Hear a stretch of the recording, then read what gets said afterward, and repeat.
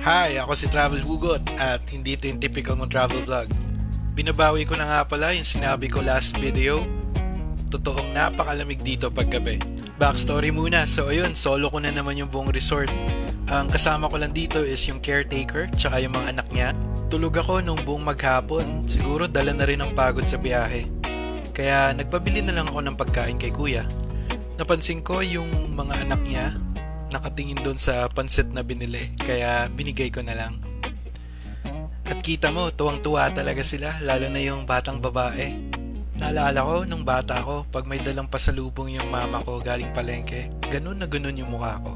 Hindi ako nakatiis kaya pumunta ako sa bahay nila para manghingi ng tubig. At tanungin na rin kung pwede ko silang saluhan. Kaso mukhang nahihiya yung mga bata. Kaya ayun, bumalik na lang ako sa cottage ko para kumain mag-isa. Imbes na awa, nainggit ako kay Kuya Ruel.